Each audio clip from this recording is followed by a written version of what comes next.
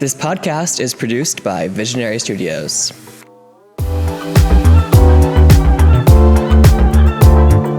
Hi everyone, I'm Mitchell Rail. And I'm Wade Clausen. And welcome back to Let's Unpack That.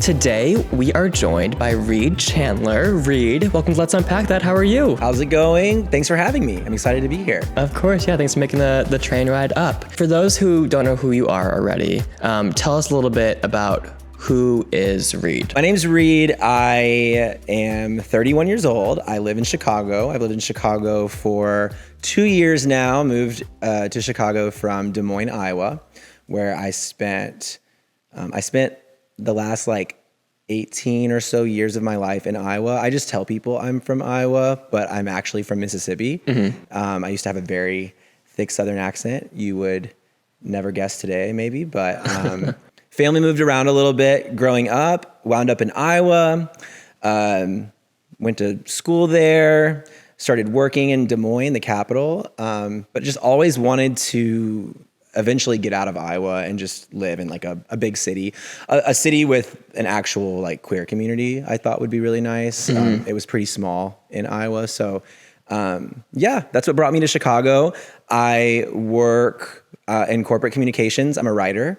I do some video editing and stuff like that. I also host a podcast. Yes, you do. You host About Bravo. Yeah, it's About Bravo. If you are not, if you are a Bravo fan, then you probably know the iconic scene on Real Housewives of New York when Bethany has to tell Luann that Luann's lover, Tom, has been cheating on her. Mm-hmm, mm-hmm. And she's about to tell Luann on camera, and Luann knows it's coming. And she says, please don't say it's about Tom. And there's this dramatic pause. And then Bethany Frankel says, it's about Tom. So that's kind of where the name It's About Bravo comes from. Got you. Okay. But it's me and two of my friends, Zach and Modesto. They actually started the podcast 2 years ago. I'm more recently the third co-host. They brought me on in January. Okay. And we do a weekly podcast, all things Bravo, but really with an emphasis on housewives. Okay. Mm-hmm. So we love Real Housewives, talk about it once a week. So check us out. Love it. Well, before we dive into your story, let's talk about the Housewives for a second. Okay, sure. So first off, I have tried getting into the Housewives before. I think I watched Salt Lake City because I was here for the drama. I was seeing some of the... Sure, Jen Shaw. Yeah, Jen Shaw. Get it. And so I think I watched the bit of the first season, and then I had already seen what happened. So I just never got around to it. Salt Lake's terrible. Salt Lake's terrible. Okay, so I wanted to ask, where's the best place to start? Ooh, okay. So I actually started my Bravo journey 2 or 3 years ago. So I'm actually kind of fresh as well. I didn't grow up watching Housewives. Mm-hmm. I actually also started with Salt Lake because at the time, just that first season was out. And I thought, okay, this is the easiest place to start. Right, yeah. But not the most exciting Housewives franchise to exist. Mm-hmm. After that, I did Potomac. All my friends were obsessed with Potomac. At the time, it only had 5 seasons. I think now it's it just finished their 7th season. So still in terms of Housewives seasons, that's not a lot. You can get through it in a month or two. Yeah. That was hilarious. Highly recommend. But really, if I had to really push you in one direction and it's your one shot to give it a chance. And if this is not going to work, then you're never going to go back to Housewives. Then I think I have to bet my money on Real Housewives of Beverly Hills. Okay. Mm-hmm. Okay. Which is what I watched after Potomac, but it's just so iconic. Each Housewives franchise has their own unique flavor, their own things they bring. New York, RHONY, chaos. Mm-hmm. Jersey, family drama. There's a lot of family members involved. But then you look at Beverly Hills and it's money, drugs. Well, they would never admit it. Lots of pills being popped on that show. And just super iconic moments from the Amsterdam fight with Lisa Rinna and Kim Richards. I could go on and on and on. And if you haven't watched, none of it's going to make sense, but I highly recommend it. Okay. Beverly Hills. Okay. Yeah. Well, if you want to hear Reid talk about all things Housewives, you can check him out on About Bravo. Well, let's get back to you, Reid. Yes. So you grew up in Mississippi and Iowa. Yeah. So tell us a little bit about what your experience was like growing up in those places and then coming into yourself as a gay individual. Yes. It is the year 2023. I have been out of the closet for 11 years. Congrats. Thank you. It's crazy to think that I've been an openly gay man for more than a decade of my life. considering there was a time in my life, like so many people probably can relate to, where I felt like I was not ever going to be able to be that person. Just being terrified to even say it out loud or in the mirror at my own reflection, I'm gay. Like I remember being in middle school, I'd say middle school, around 5th or 6th grade, honestly, is when I started to know I was different. Mm-hmm. I started to realize that I didn't find women attractive the way that my friends did. It's around that age that kids start discovering pornography. I was certainly exposed to that as well. And I remember one time in middle school, we were at a sleepover. I think it was at my house, actually, on our family computer. And my friend was like, you guys have to see this. And it was like anime, like girls with like big, gigantic boobs. Like, oh, no. He was like, my older brother showed me. And I remember like everyone being like, oh my God, it's so hot. And I remember like, I want you to like imagine like, there's like, I'm in the computer chair, like I'm in the cockpit, like I'm the driver of this experience. And there's like 7 or 8 other young middle school age boys kind of huddled around me, around this family computer. Zoom in on that one. And I'm sitting here having to pretend that I'm like so turned on, amazed by this porn. And I remember I just felt like sick to my stomach. I was like, this is gross. Which like is also kind of an overdramatic reaction to cartoon boobs. But I remember in that moment being like, this is not doing for me what it's doing for everybody else here. And that was kind of when things started to make sense. I had like all my little crushes. I remember I used to watch Lizzie McGuire on Disney Channel, and I had the biggest crush on Gordo. I thought Gordo was the sexiest motherfucker to walk this planet, which is so funny to think about now. The people that you find attractive when you're like going through puberty and like finding yourself, like, oh, it's embarrassing. Oh yeah. There's some really interesting people that I thought were I just saw beauty in a lot of different people. Let's put it that way. I dated girls. I dated girls in middle school, high school. I had a girlfriend the first semester of college. I tried to... Did you hook up with girls then? Yes, I tried to. I never went all the way. So I am like what they say, what do they call it? A gold star gay. But I don't know if I can, I'm probably like a silver star gay because I like almost got there. But I could never quite bring myself to go all 4 bases, you know? And everything up until the home base was just felt like work. Felt like I had to really disassociate. Like, I mean, it was not fun for me. And at the same time, I had a friend who was also gay. We kind of figured each other out. And while neither of us were willing to admit we were gay, we both were very, very Christian and did not think that was okay. We experimented. So we would experiment, we'd hook up. And then when is this in your life? Oh my God. The first time it happened was the summer between 8th grade and freshman year of high school. Okay. So I was kind of getting started a little early, I think. But I remember every time we would hook up and then we would like cry and like pray together to like not do this again. And then like a week would pass and then like the next Saturday night, it would be like the what you doing text. But imagine like on a Razor phone because it's like 2007. So I was kind of living 2 lives because like I was experimenting with guys in secret, but then like the Reid that I tried to convince myself I was and that everyone else saw had a girlfriend and was, you know, all these things. So I was like outed a few times throughout middle and high school. Like I always danced around it. I always was able to gaslight people into thinking that person was lying, or I always had like an alibi. I was really good at getting out. So like I say I was outed, but like no one walked to, if they did believe I was gay, I didn't think that they did, you know? I kind of always had a cover story, I guess. And then I went into college, and I guess I'm kind of skipping over like a really significant thing in my life. Like I grew up in a very Christian, conservative family. And so that is not I'm not special. I know a lot of people did. But I think it's something that isn't talked about enough. So if you want to speak on what your experience was like, I think it's valuable. I'm sure a lot of people can relate, but just feeling like, I'm going to go to hell. And so like I prayed to God every night before bed, like, Jesus, please make me straight. Like, I don't want this. I remember like I was in this little phase in college. I ran a marathon. I ran the Chicago Marathon. I was like marathon training, and like I would run like I'd go on like a 20-mile run, and it was like so hard. And I remember like the way I would motivate myself to finish the workout, I would like, this is so bizarre, but I would compare the 20-mile run I needed to finish to my struggle against homosexuality. And I would use the motivation of finishing the run as like proof to Jesus that I can like get through this homosexuality thing that's happening to me. And like, if he just will help me.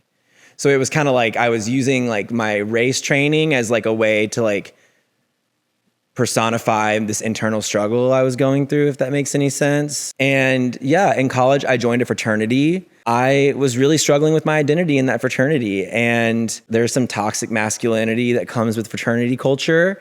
And a lot of like my fraternity brothers were constantly trying to set me up with girls. And I just felt like I was being pressured into like, I made the mistake of saying I was a virgin. So then they like it became everyone's goal to have Reid lose his virginity. So like, I remember multiple times, like they would like push me into a room with a girl and like close the door and be like, have fun. And I'd have to be like, I love your shoes. And it was just like a really bizarre time for me. And so I had a girlfriend first semester of college. Just really same thing happened with her that happened with every girl before. I started off really infatuated, and then within like a week or two, just felt like there was no emotion. Like I just had it wasn't that I didn't like them. I just didn't have like that. I'm not straight. So I didn't have that romantic spark. You have this girlfriend for the first semester of college. Yeah. Do you tell her that you're gay? Like, is that ever communicated with these partners, or do you guys just go your separate ways? No, I was not ready to come out yet. Okay. But, so like when I broke up with her, it was more of like, I just don't feel the spark I need to feel or whatever. Okay. But like I was her first like official boyfriend. I was either her first kiss or one of her first kisses. So I just felt like I was like corrupting this girl. I just felt guilty. And like she wanted to have sex, but she wanted to wait until our 6-month anniversary because it was her virginity. And I remember there was one night where I was like actually like physically able to have sex with her. And I was like, wait, this never happens. Let's do it. Hurry up before it goes away. And she was like, I want to wait. We were at 3 months. And she was like, I want to wait 3 more months. And I remember being like, I cannot wait 3 more months just to lose my virginity so that I can get points with my frat bros, like, and throw the scent off my trail of being gay. I can't do that to her when like this could be something that she should lose her virginity to someone more. Especially when it's important to her, you know. Yeah. You don't want to like rob her of that or and whatever. I didn't want to be that person. So breaking up with her, she was hurt and she didn't understand. But I was like, maybe this is like self-righteous of me, but I felt like I was saving her from me a little bit, The summer before my sophomore year, I had a really, really low point where I actually I remember thinking about like suicide being an option. If I can't be straight, I'd rather die now and go to heaven than live and be gay and go to hell when I do die. So like I was thinking maybe Jesus would be okay with me taking my own life because I wouldn't be gay for the rest of my life because I wouldn't have the rest of my life. So that's how dark it got. And I actually researched conversion camps and I found one.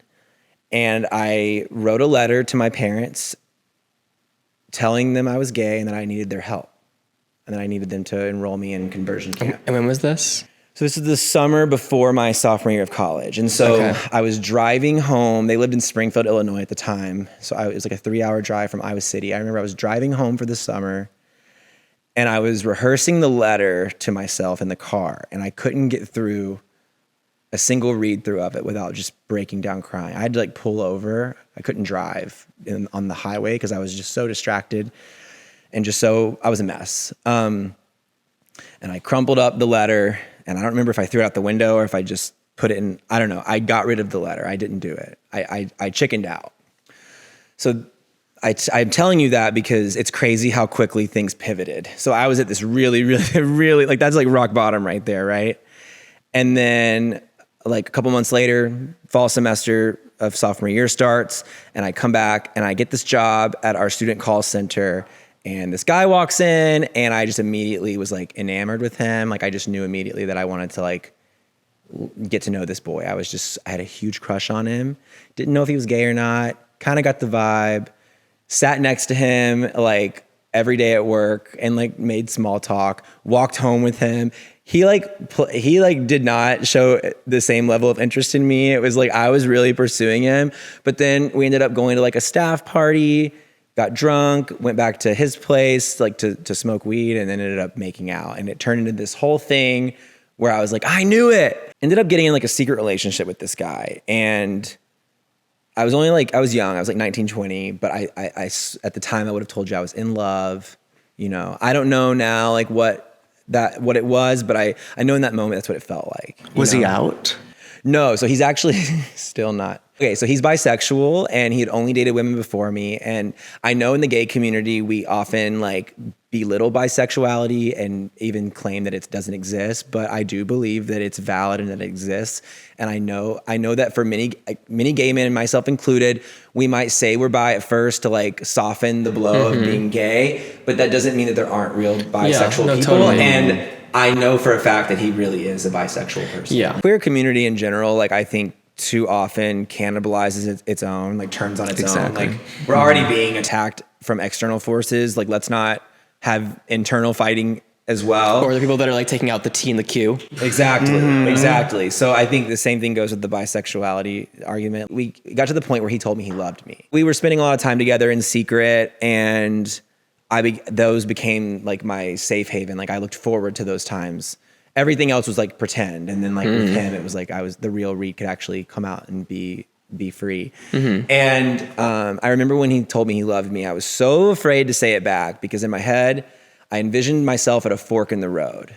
And if I said I love you back, which is and I knew I would mean it, but I was taking this path, or I could take the path of like righteousness of God, of Jesus. So for me, I know that there's a lot of like gay Christians out there, and I think that's totally valid. But for me, that was never an option. It was never, you can be Christian and gay. It was one or the other. That was how I felt. Is there a certain thing in your upbringing that you think formed that idea for you? I mean, I grew up in a Southern Baptist community. I mean, baptism is one of the most extreme sects of Christianity. Baptists are literalists. So like they take a literal interpretation of the Bible. So Sodom and Gomorrah, the cities got destroyed by God because of all this stuff. That was because people were gay, is what I was told. Like all these things. So he and I agreed that after the summer we would come out together and move in together at some point in the future. And I truly thought this was my person. My parents met in high school and have been together ever since. And so many straight people like seem to find their person like right away. So at the time, I truly did think like, there's no way I'm going to have a boyfriend after this. Like, this is it, right? Little did I know. We ended up going on internships that summer separately in different cities. Like, communication fell apart. We were not talking a lot. And by the middle of the summer, we broke up over the phone. And it was really devastating for me. I felt like all of this was a lie, even though it wasn't. I just felt like so hurt. And I hadn't come out to anyone really. And I had this girlfriend in my internship program in DC. Her name was Alexis. She's still one of my best friends. Shout out Alexis. I know you'll watch this episode. I just officiated her wedding last fall. Oh, that's amazing. And I texted her. I said, can we go for a walk? I need to talk. She was like, sure. It was like a weeknight. We went for a walk around Georgetown University, and I told her I was gay. And I told her that my boyfriend and I just broke up and I'm devastated. And she had no idea, and like we had been friends all summer, and so she just immediately was there for me and became like my rock. And to this day, like one of my best friends. Never have lived in the same city as this girl, but we have like weekly or bi-weekly phone dates. Like just a friend that I've kept in my life ever since that summer of 2012. So at the time, I was like, okay, I'm not going to come out. I guess I'm not going to come out now. Like he and I were going to come out together, And now we're not together. So I guess I'm just not going to come out. And I had to have one of those like pick yourself up off the ground moments, like get over your own pity party, kind of smack yourself across the face, get it together, Reid. Why would you, of course you should still come out. Like, why would you come out for anyone other than yourself? It should have never been for him anyway. And if you were ready to come out with him, you should be ready to come out without him. And looking back, like with so much time passed now, you know, I'm so thankful for that relationship. I don't regret a single thing. I'm so glad that I had that relationship because that relationship did exactly what it was supposed to do for me. It got me ready to be myself. It got me into a place where I was not scared anymore. So came back from that internship in August, had a week maybe home before school started, and began to prepare for my coming out. So I wanted to start with my family and then work my way into my social circles at school. And so I was terrified my parents were going to kick me out. I want to preface that with saying that my family is great. I've always been close to my family. I have 2 parents that have been together my entire life. I have one younger brother, 4 years younger than me. He's one of my best friends, and we're a very tight-knit family. I have an amazing mom and an amazing dad. It's just because of the way that the belief system and the way I was raised, I just thought there's no way they would want to love me anymore. There's no way that they would want me to be in this household anymore. So I had a bag packed. I was prepared for them to kick me out. And I think that that's really important to talk about because fear has this way of doing things to our brains. Fear will make you think that the worst possible thing is actually very possible when it's probably not that possible, you know, like it's not that realistic. So I thought they'd kick me out. So I decided I'm going to tell my younger brother first. And then the next night I'll tell my parents. So that way, if I get kicked out, he knows what's going down. So I sat him down. He was in high school at the time. And I told him I was gay. It was very scary. And I kind of did a lot of rambling, telling him like why I knew I was gay. I tried with this and that with girls. I tried to like justify it to him. And the whole time he was just quiet and his hands were kind of shaking. And I thought he was really mad at me. And he was like, I need a minute alone. And I was devastated. He was like, I need a minute alone. So he goes to his room and I just thought I had let him down. And he comes back out and his hands are just like quivering. He takes a deep breath and he says, okay, everything you just described, I'm going through right now. Wow. My jaw hit the floor. I had never even like considered that my brother could also be gay. He and I are similar in so many ways, but also so different. I'm more extrovert. He's more introvert. I dated girls and put up the front. He has never had a girlfriend. Never even tried to put up so not totally alike in those ways, but, and like I handle things with dark humor. Like the first thing I said was, Mom's going to be fucking pissed. Like not 1, but 2 gay kids. Like we're going to kill her. And at the time he was like, well, now that I know that you're gay, I'm never going to come out. And I was like, what do you mean? And he was like, well, it was really this sad, deep conversation we had where he basically told me like, I've always been in your shadow as the younger brother. I feel like, you know, we did the same sports. He actually joined the same fraternity as I did when he went to Iowa as well. We both were president of that fraternity. Like we have a very similar path in life. And I think that as my younger brother, he was tired of just doing all the same things that his older brother did. So I think the fact that we're both gay is now also kind of like, really? Like I have to have this. I can't have my own thing, one. So I think he was feeling like, well, you're already going to let them down. I'm not going to do it a second time. And I was like, you know, you're 16 right now. I never in a million years at 16 thought I was ever going to come out. So relax.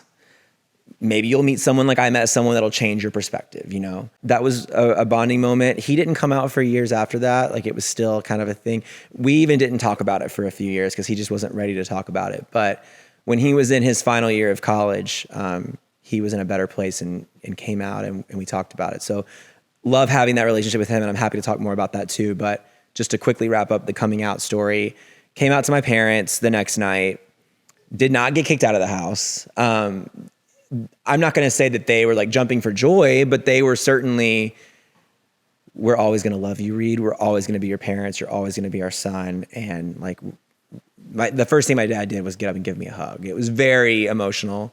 But went to college, started soft launching my coming out to some girlfriends because your girlfriends aren't gonna judge you. Yeah. Your guy friends, I don't know. So soft launch with a couple girls, and then by the end of the semester, I was ready to tell my 5 best friends that they were my ride or die guy friends. And conveniently, I kind of planned this.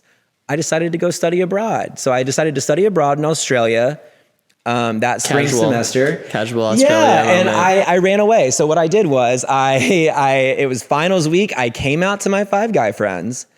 They took it so well. I was, once again, like, fear will do crazy things to the mind. I had no reason to worry. They were so accepting. In fact, even one of them was like, I've always said we needed a gay guy in our group. Like, this is perfect. So it was like a really positive experience. And then one of my friends, he was like, don't worry, Reid, your secret's safe with us. Like, we won't tell people. And I was like, no, you don't understand what I'm at. Like, that's not what I'm trying to get at. I leave for Australia in 2 weeks, and I would love nothing more than for you to tell everybody. Gossip your little heart out, because coming out is exhausting. And at that point, I had told my brother, my mom, my dad, a couple girlfriends, a high school buddy, and then like 5 guy friends in college. Like, coming out is not like a one and done. Mm-mm. It's exhausting. So I was just like, you guys can do all this work for me while I'm in Australia on the beach. And so I went to Australia, and I made 2 promises to myself.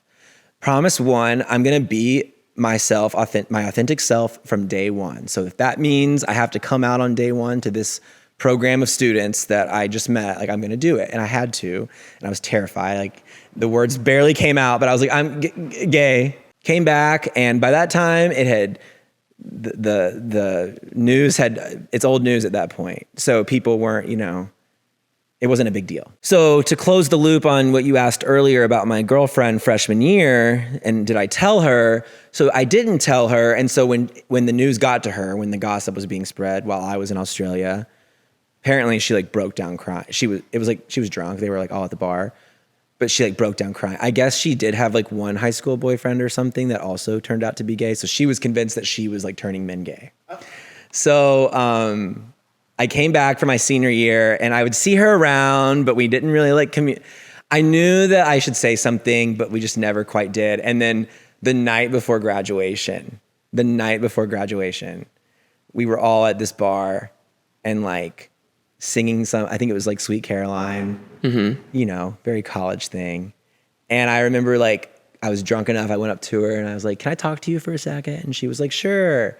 And I pulled her to the side and was just like, I just want you to know, like, I know when I was abroad and you found out I was gay, like, it really hurt you. Like, some of my friends told me how that affected you. And like, I just want you to know that relationship, I said it wasn't a lie. And what I mean by that is I genuinely did like you. I wanted to make it work. I was still working through who I am. You did not turn me gay. You are a wonderful person. You deserve to be with a wonderful person. I'm sorry that wasn't me. And I'm sorry that, you kind of got caught in the crossfire of me figuring out who I am. But I just don't want you to feel like you did anything to influence me being gay. Like, it wasn't that. And she once again like cried. I was like, that's all I ever needed to hear. And like gave me a hug. It was just really cute. It was closure for the both of us. Mm-hmm. So I wanted to just end my long rant there on that because you had asked about, did I tell her? So I did eventually tell her. That's good. That's good. I'm glad you had that like to close the chapter, right?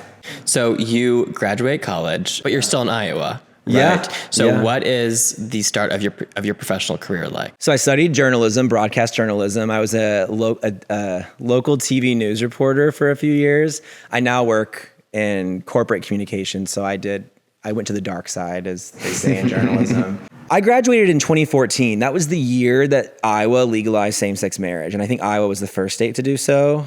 In 2012, when I was still in college, when I was dating that one guy in secret, we actually were out to eat together when NBC News broke the news that Barack Obama in an NBC interview just stated that he supports same-sex marriage. It was the first time a sitting president had ever said something like that. And I remember watching that on my iPhone and being like, oh my God. So you have to keep in mind that when I was graduating and when I was entering the working world, like the idea that like being gay is okay was still not, and I know it's still not fully that way today, but I think that today there's a little bit more of an acceptance around being gay than there was even 5-10 years ago. So I was afraid about how it would impact my career if I came out. And starting at this news station, I didn't tell anyone I was gay for the first 6 months. I was really scared. My very first day on the job, I shadowed another reporter, and we were in the car driving around town, and he made some comment like, yeah, you're a young single guy. Like, this town is perfect for you. Like, there are so many hot girls here. Reid, are you married? Do you have a girlfriend? No? Okay. You're going to be so set, man. Like, you're just going to just be single, just have fun. And just the whole time assuming that that's what I want to do, right? Is just go be a player with girls. And it just really made me feel like, okay, this guy's going to think he's going to be homophobic if I tell him that I don't like girls. So I was really scared for like the first 6 months of my time there to just be who I was. That slowly, those walls came down, and I eventually, was proud of who I was and things like that. But yeah, even to this day, like, back to me saying that coming out is not a one and done. Like, every time I start a new job, every time I enter a new space, it feels like, okay, who am I going to have to come out to now? So when did you move to Chicago? How old were you? I was 29. So I moved 2 years ago. So March of 2021. What was that transition like from Iowa? So Iowa has a really small queer community. You kind of know everybody. And that's not a diss on Iowa at all. Like, I'm proud of the queer community in Iowa. They are facing like a lot of adversity right now with things going on in the state legislature. But moving to Chicago, it was just such a breath of fresh air to just immediately become immersed in a queer community of all walks. So like, I had a lot of gay, cisgender men in my social circle in Iowa. And I certainly still have plenty of gay, cisgender men in my social circle now. But I have trans and non-binary friends. I have friends who don't look like me. I can't stress enough how important it is to surround yourself with people who don't look like you. It just really helps, I think, personal growth and understanding empathy and understanding other people's struggles and your own privilege too. Because I think as a white cisgendered gay man, like, it's not lost on me how many privileges I have. I also think that I can be straight passing. Now watch me listen to this podcast back and be like, you sound so gay. But I do like think that I can come off as straight if I need to. Not everyone has that luxury either. Some people can't just flip a switch and, hey, what's up? What advice would you give someone who is maybe struggling to accept themselves? Like, I would tell them a version of what I told actually my younger brother when shortly after he came out to me. And like I said, we went a couple years without really talking about it after that because he wasn't quite ready to. But I would every now and then kind of pry a little bit. So that thing we talked about, like, how are you feeling? And I remember one time him just saying, like, I don't know, like, what I am. Like, I don't know if I'm bi or gay, or I don't know, Reid. Like, stop asking. And I just could hear, like, the exhaustion and the sadness in his voice. And I remember saying to him, that's okay. You don't need to know. Like, you don't have to have a label. You don't have to be bisexual. You don't have to be gay. You can just be you. Like, you like this person, go on a date with them. You like this thing, do it. Like, don't worry, you like the color pink, you like the color blue, like, the whole gender, like, whatever you like, just be that. And I think that it's great that we have so many labels now because we're creating space and holding space for all identities, not just one or two identities. And that's great. But I don't want that to backfire into young people feeling like they have to pick one. There's only one you. No one else can be you. No one else can be like you. No one else can offer what you can uniquely offer. Find the people that you feel supported and loved by, even if it's an online or a virtual community. Find that. Because as dark and as grim as this is going to sound, queer people have to first and foremost survive. Like, that is the first thing I think we all have to do in life. And I just do what you have to do to survive, you know, do what you have to do to be here tomorrow. Mm-hmm. And that's the most important thing. Yeah, that's really good advice. Thank you, Reid. Well, do you want to give everyone your socials so they can follow you? Sure. Instagram, Reid Chandler, ReidChandler. And then Twitter, The Reid Feed. Amazing. Amazing. I love it. It's a good brand. Yeah. Well, thank you guys. And thank you, Reid, for being here. You guys can follow us on Instagram at UnpackTHT and on TikTok at Unpack That Pod. Thank you guys so much. And we'll see you guys right back here every other Thursday. Bye, everyone.